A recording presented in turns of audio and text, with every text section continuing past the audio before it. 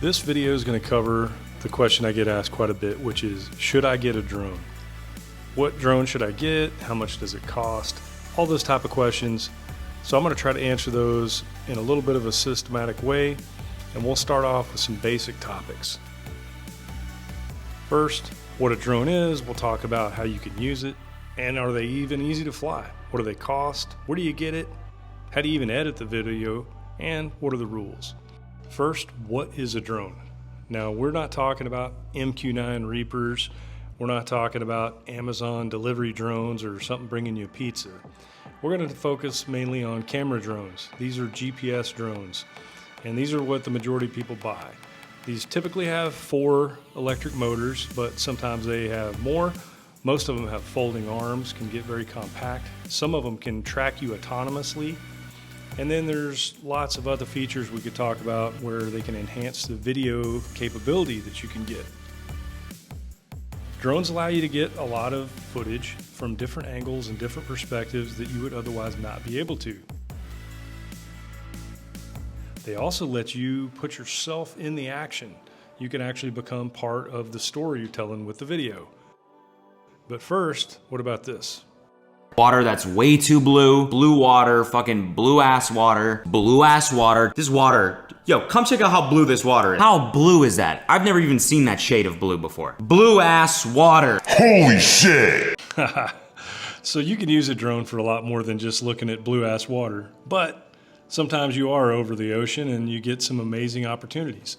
I was on a whale watching boat and the drone operator actually crashed into the water.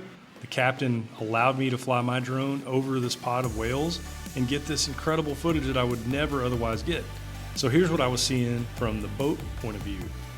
With a camera in my hand, even zoomed in, trying to hold as stable as I could, this is the best I was going to get. Now, this isn't bad, and it's not like you're going to turn it down, but the opportunity to be able to put a drone in the air gives you so much more flexibility in the footage you can get. As you can see here, you get a whole pod close together of these giant 140,000 pound whales, and it puts a completely different perspective on their size and their beauty. You can also capture that blue ass beautiful water. And the other thing it lets you do is capture moments of action like this from an angle that you would otherwise never see. Now here's what it looks like when you're in the water with a camera. Now that's nice, but so much better when you can actually put the drone in a position to get that cinematic, almost movie-like image. Drones also have features like this where you can capture special effects. So again, it's not for everybody, but if you want to use a drone to enhance your video footage, to enhance your vacation or travel footage, it really can make a big impact on telling the story. And that's ultimately what you're doing with the drone, is telling a story about what you're doing, where you've been, and places you've seen. You don't want your footage to end up where everyone has the same pictures, everyone has the same video like this.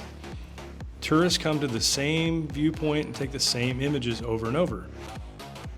With a drone, you can get out over this landscape and see it from completely different heights, completely different camera angles, change the lighting. You can see things from the vertical perspective that you would otherwise never see. And a lot of times the color is hiding when you can't get in a certain position. The other thing the drones allow you to do is tell your story with you in it. So whether that's a droney flying away from you on the shoreline, or whether you put it in autonomous flight mode and let it track you with active track, whether you're on a mountain bike, a skateboard, surfing, or taking a picture of a girl on the shore in a bikini, the drone gives you this capability in a way that you'll never have with a camera in your hand. Capture those special moments between you and your loved ones. Capture that action moment that it would be way too dangerous to try to hold a camera out in front of you during. And just get that angle and get that landscape in the footage with you. Because yes, you're part of the story, but you also want to show where you are and what's special about it.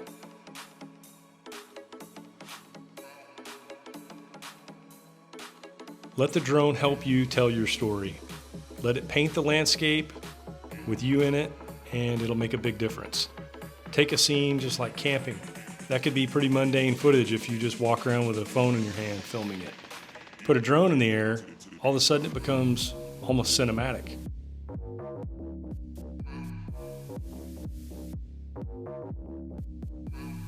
Capture incredible hotels like the Marina Bay Sands here in Singapore. There are so many spectacular sights out there that you can see in incredible ways with a drone. Instead of going out on that boat for your dive and just getting footage through your GoPro in the water, how about put a drone up?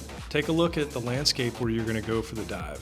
Instead of just getting footage of people putting on their wetsuits and jumping off the edge of the boat, how about put the drone in the air, see divers in the water, see the beautiful clear colors, take in a lot more of the scenery.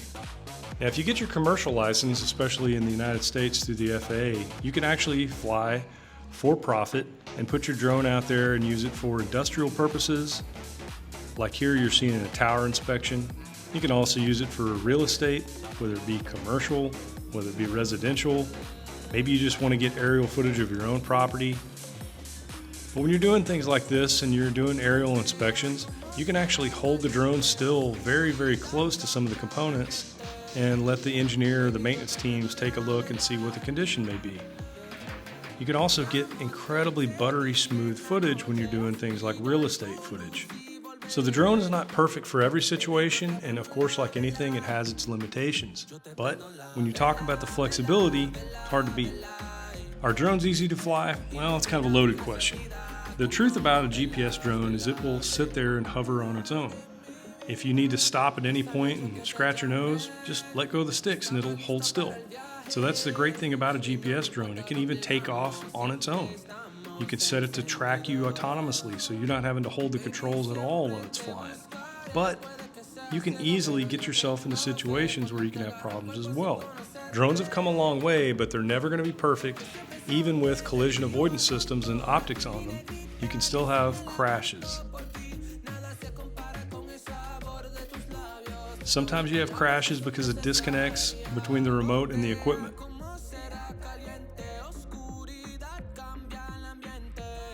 In this situation, the drone just didn't have enough power with only about 30% battery left to climb back up to where I took off from. So I had to painfully and slowly watch it descend right into the trees below me.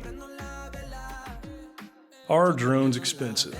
Well, this is kind of one of those questions that it depends on what your budget is and what your expectations are.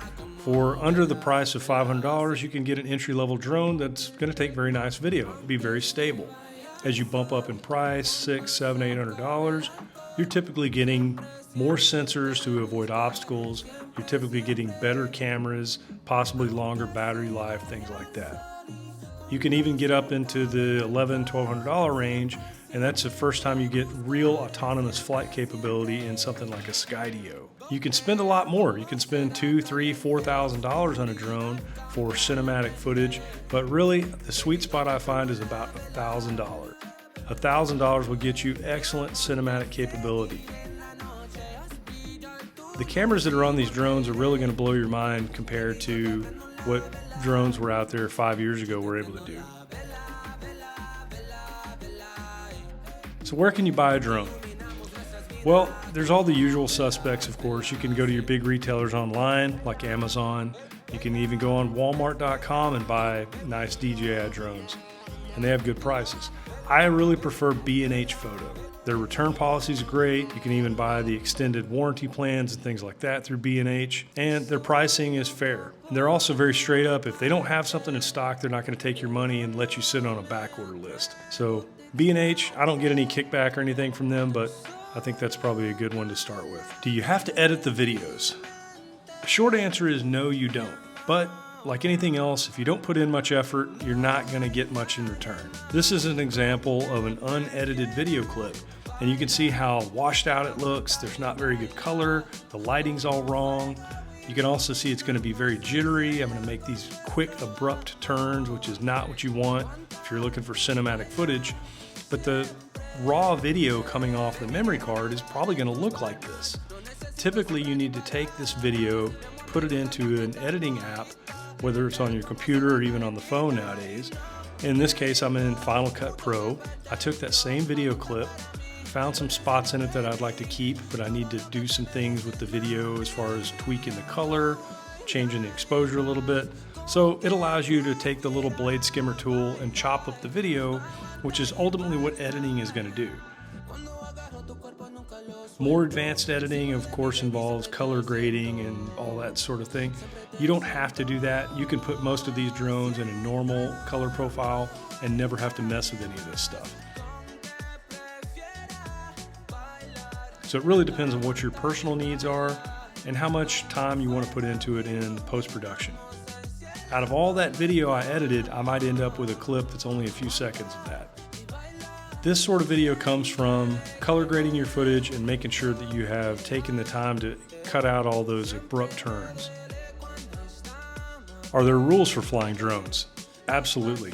Depending on what country you're in and what country you take your drone to fly in, there are going to be varying rules. In the United States, the FAA owns the skies, so you have to adhere to their rules. Now, most of their rules are fairly straightforward, but there's always the legalese that goes into the way they write regulations. Generally speaking, stay below 400 feet, keep your drone line of sight, don't fly over people and crowds and things like that, and you'll typically be okay. If you mess up, you can be fined very heavily like this guy in Philadelphia found out. Some countries, like the UAE, actually put people in jail for violating their drone rules.